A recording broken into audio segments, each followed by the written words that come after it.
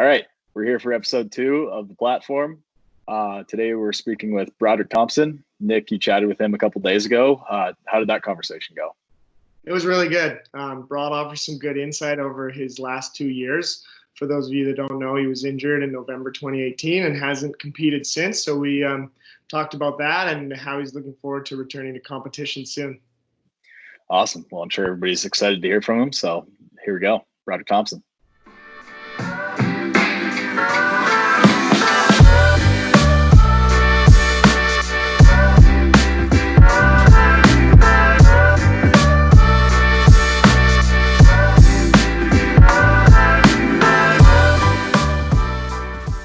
How are you? Good. How are you? I'm good. Just chilling. What have you been up to? Just working out, training, keeping busy, strong. Good. I'm start with my first question. I guess November 2018 is a significant time period for you. Do you want to kind of explain what happened at the end of that month and how that's brought you to now? Thinking back, it was a long time ago now. Like, it's gone by pretty quick. A lot of people said it would take a long time and go by slowly, but I think putting my head down and working towards a goal of getting back to the strength where I was, like November 2018, I hurt myself. I dislocated my knee and tore pretty much every ligament you can in your knee. And I still remember it vividly what I did. I kind of caught an edge on my right outside ski coming into my left outside ski.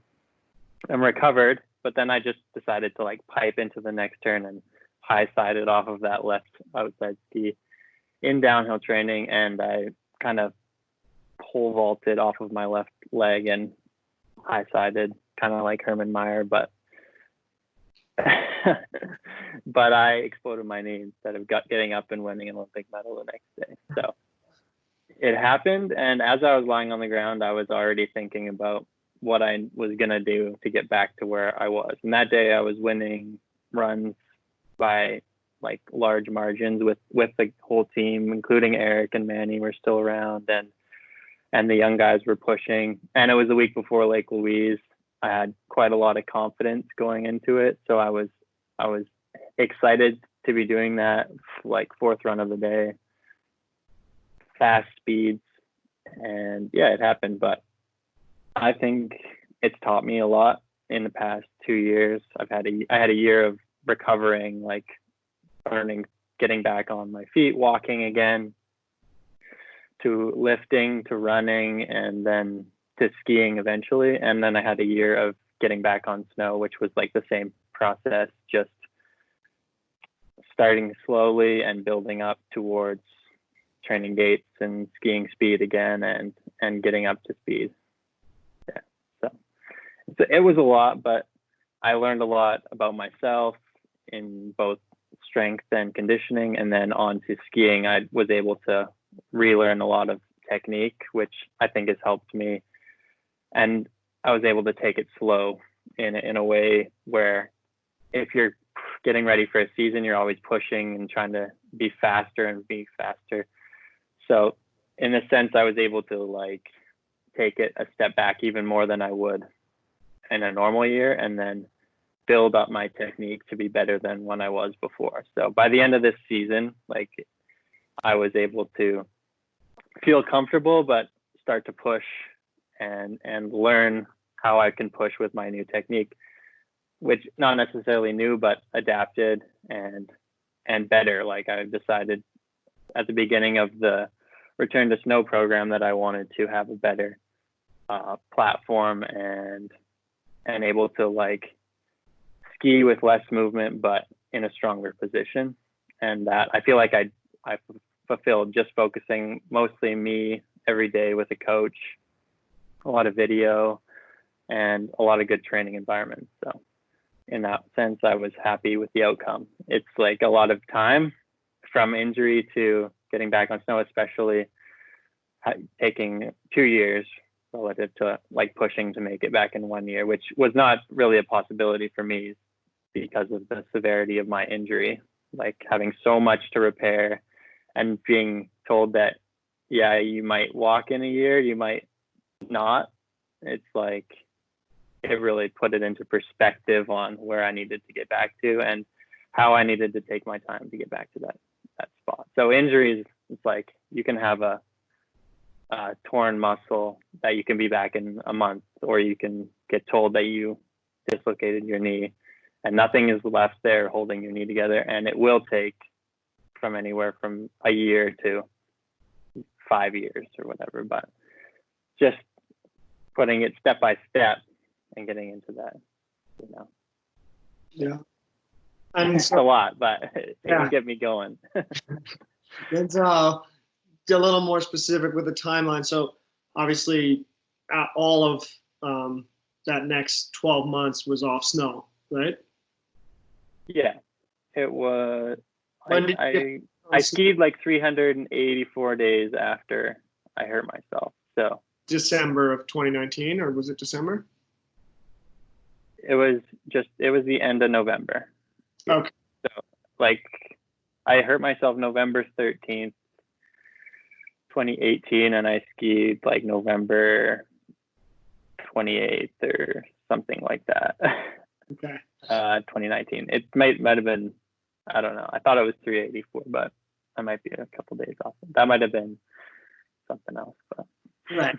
And then so you kind of coming into this season, did you know you were just going to build the technique back, or was there a part of you that was hoping you were going to start some races maybe, or did you know it would be primarily forerunning or at best forerunning? What were your expectations for this specific year, and how did that go? That's a good question, because I always had the mentality that I would like do as best as I could to get back to racing. And there were points where I was like, oh, I feel great, like put me in. But I would then go and do my strength testing, and it would show me that like as good as I felt, I still had a lot of work to do to be in the position where I needed to build a lot of strength. And even when I started skiing, I felt good. But a downhill turn in Kitzbühel is what I feel like something you need to be able to do before you can even make speed, say at Lake Louise or in a NORAM or in a FIS race. Like you need to prepare yourself to withstand the biggest turns and the hardest snow conditions before you can even be in the right place mentally to make speed in a turn. So I think I wanted to be able to like push my body to what I was before I was racing. And I think that I had the idea that I would forerun by the end of 2019. But in the end, the training I was doing was testing my body as good as any forerunning would have been. I ended up with some Super G runs that were full length, and that was a good step, and I feel like a good end point of that 2019, because it showed that I could do it, and that I still needed work to do to get strong and have my body react the way I wanted it to after a day of training. And by the end, I was like feeling good, if not better, after training speed, for instance, than just like doing railroad turns or whatever, you know. Yeah. And then so now moving into this season, is the goal, I mean, maybe you haven't thought about it, or maybe it's something that you're keeping close, but is the goal to be like back and ready for the start of the World Cup season, or I mean? Yeah, for sure. I right now with the testing, like, and the way I'm feeling in the gym, under the squat bar, jumping and skiing where I was in March. I guess I got a little bit of skiing in March.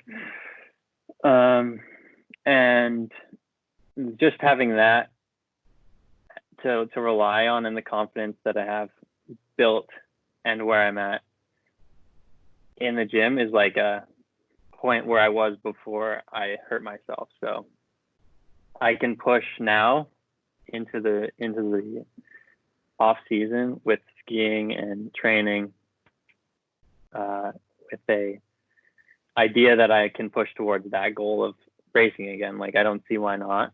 If I get a full year of training in the summer, I'm at the same point as anyone that finished a season, a race season.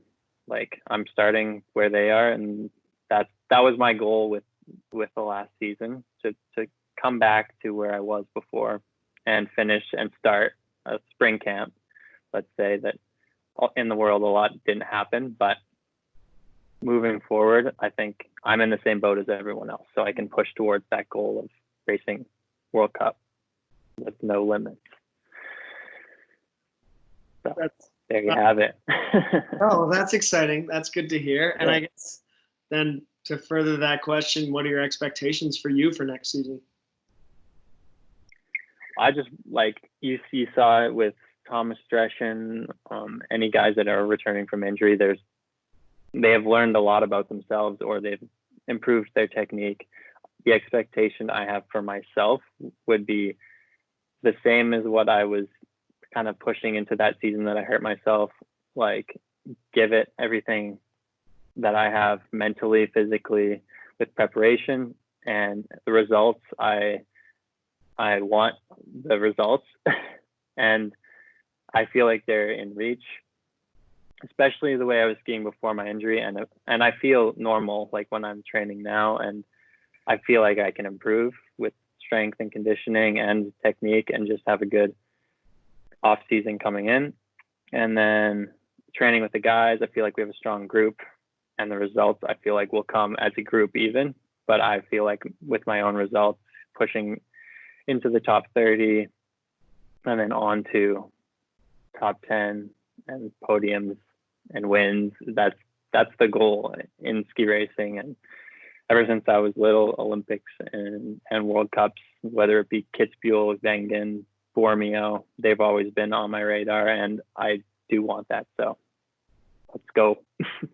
Beautiful. And then you just touched on it, so I'll ask you, I mean, not like you explained you weren't just sitting on the couch all winter, but sitting on the couch all winter and watching your teammates, especially a couple of 2 or 3 guys come to mind that had kind of breakthrough years or made some big jumps. Was that inspiring for you? Or is there like a little jealousy? Or are you excited to get back with those guys and kind of like duke it out? Yeah. Well, I think that was one of the biggest questions I got. Like, were you like let down, or how much did it suck that you weren't skiing and like making moves? But like, I was in a position where all I needed to do was I had my own goals. I had to get back to where I was. And I've even mentioned that a bunch already. But watching my teammates and younger guys push and succeed and get career best results, I was excited for them more than I would have even thought. Like, obviously I want to be there getting those results and better. And in a sense, I'm like living a little bit through them, and then looking at their video and saying, well, you could have done this and you would have been here. Like, obviously they're looking at it the same way, but it's funny that I am also kind of living through their results. But I watched every race, and I like touched on every race. So thinking about what I would have done, and even watching them and being like seeing where they're coming from and having that idea, even more so with guys I know.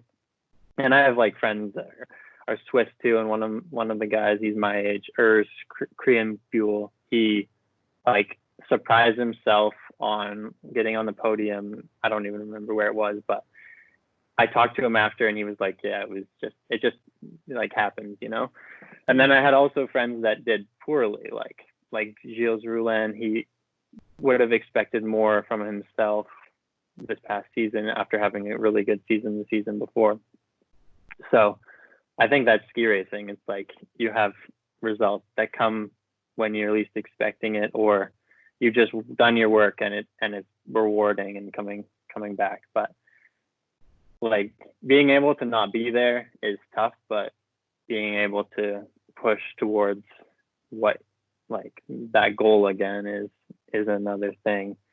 Like having that goal in mind and not being able to do anything about it in the present time it's okay. Like I don't know. It's hard to say because there's like you can from the outside looking in, a lot of people probably forget about you. I would think like unless they're close to you, like you. There's a lot of seasons where Eric Gay, he was injured for like a whole season or a couple seasons, and people are like not wondering about him, you know. Even me, like as a young racer, I was like, oh, Eric, like not even thinking that he wasn't there. But in that sense, now that I've experienced like being hurt for a year, it's like, yeah, you're still there, you're still working, like just as much or not more than a lot of the guys that are racing currently. Mm-hmm. I don't know if I have a point about it, but well, it's like you just gotta live your own life in a sense, and that's what I think. Some people might get caught up in other people's results and jealousy and all that, but I think people from the outside might think that more than the people living it, and that's where I'm coming from a little bit. But yeah, I'm excited to get back to be with the guys, and whether it be Canadians or any other countries, the Americans, the US, or the Austrians or Norwegians, we're all kind of in the same boat regarding injury or health. So yeah, just getting back to it. Yeah. And I mean, I think that's fair. Maybe I know what you're trying to say there. It's like you're ready to go, you know, you're taking your time. Yeah. Like unless you're like you asking me and being interested in how my recovery is going, a lot of people don't care. But I care about myself, and that's what all that really matters, pushing forward into the next season. So we'll make people care. Exactly. And then you'll be back and it'll be like, oh yeah. Broderick. They'll be like, where you been? You know, just working out 7 days a week, rehabbing, not being able to walk for a few months. Awesome. Well, I think that was really cool. There was some really great insight there. So yeah, I kind of went on a bit, but no, it's great. I think we'll end it at that. And thank you very much for your time. My pleasure. Anytime. We will talk soon, I'm sure. Gotta get all the boys on one call. Okay, sounds good. All right.